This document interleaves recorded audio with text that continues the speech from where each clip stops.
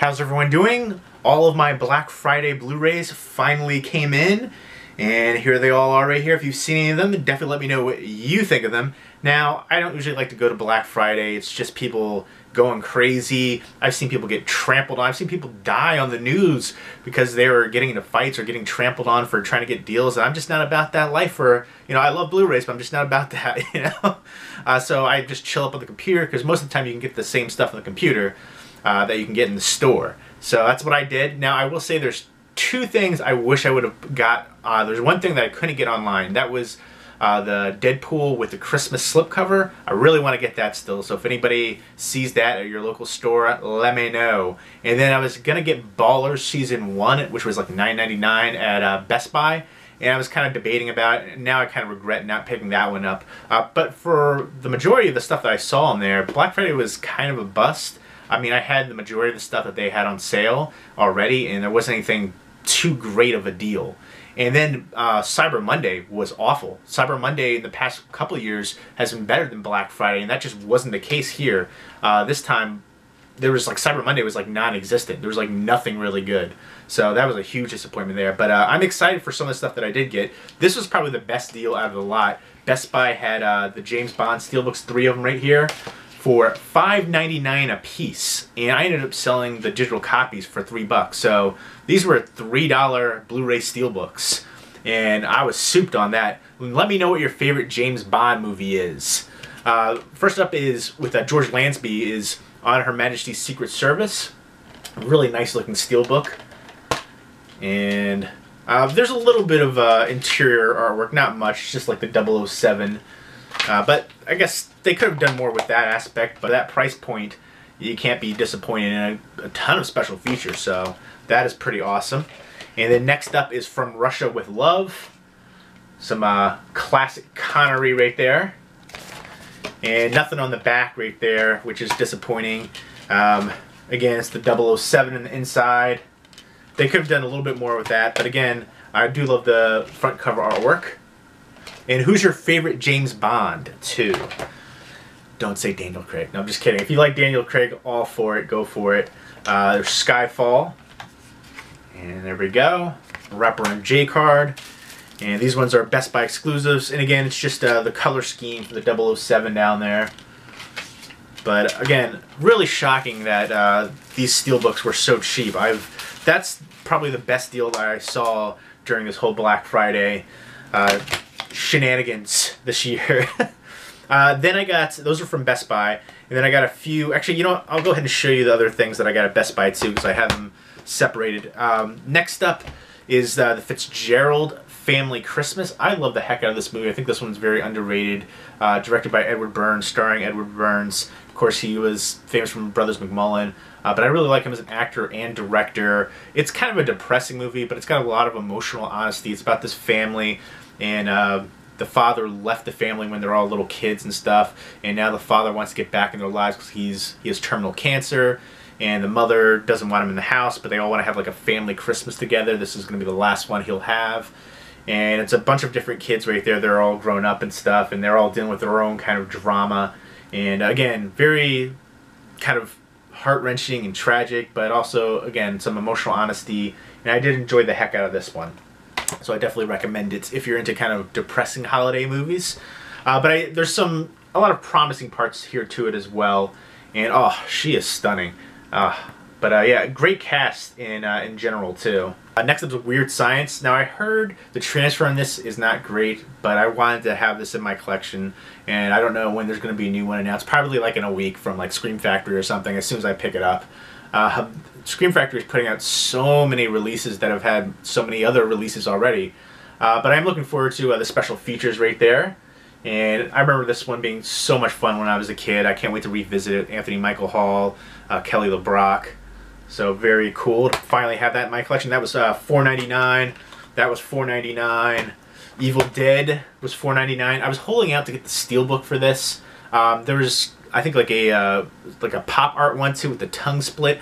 That one looked really cool, or just the regular red steelbook too. But I don't know. I don't want to pay like $40 for that, so I decided to go ahead and pick this up for, I think this was $4.99 as well. So yeah, I thought this was a decent remake. I think it was a little bit overhyped. It had some great gore, had some great effects, great acting. I feel like I didn't care about the characters quite as much as the original. That's my only criticism here. Although I thought the lead actress did a great job. I think everybody here was decent. It's, you know, I would definitely take it over a lot of remakes, that's for sure, especially recent ones. So I think it was one of the better remakes of the past few years, for sure. And next up are two more Blu-ray Steelbooks with some awesome-tastic artwork. And I think these were $9.99 a piece. Either $8.99 or $9.99, I can't remember, but still great deals that I couldn't pass up. Fifth Element right here. I love the heck out of this from Luc Besson. And Chris Tucker was hilarious in here, too. But I love the cast. Gary Oldman's always an awesome villain. Fantastic actor, one of the best actors ever in my opinion. Bruce Willis, excellent too. Milla Jovovich, and very nice futuristic sci-fi film. And I love the artwork on this. Fifth Element is a classic. The interior for these ones, it's just like matches the color scheme on the front, so no interior artwork really. But then you get an advertisement for all the other ones. I do want to pick up the Raid. Das Boot looks good. I do have Desperado already. The Drive one looks pretty cool. Stripes I want to get. So there's a bunch of different ones out there that have cool designs. I don't like the District 9 one at all, though. I don't like the design for that, but classic film, and very happy to have that steelbook. Love the artwork for it. Next up is Young Frankenstein, one of my all-time favorite comedy movies. And Gene Wilder recently passed away. That's definitely tragic. 2016 has been a rough year for people passing away. Carrie Fisher, too. Awful. But yeah, he passed away, too. I always remember him also from Everybody Loves Raymond, the father on there. But there's the artwork on the back. This is the 40th anniversary. Classic from Mel Brooks. I love that disc artwork. And absolutely hilarious film. And love that artwork too, the interior artwork. This is like a complete release. This is beautiful artwork. If you're gonna, this has had so many different releases too, but if you're gonna upgrade one, this is one to do it because amazing artwork and love that. That's just nice matte finish and a good amount of special features too. It was either $8.99 or $9.99, I can't recall. But those are all the ones from Best Buy. The next ones are from Target right here. First up is a Guilt Trip. Again, this is $4.99. I'm not a big fan of Seth Rogen or Barbra Streisand, but I figured why the heck not, give it a shot.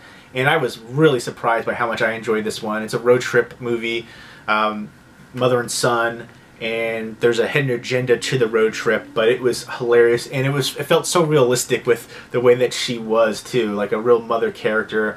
It didn't feel disingenuous. It felt really authentic, and it was hilarious. They had great screen chemistry. I would love to see them do more too. That was excellent. Really surprised by how much I enjoyed that one. Really fun, family-friendly kind of movie too. Next up is Glengarry Glen Ross. Tongue twister right there.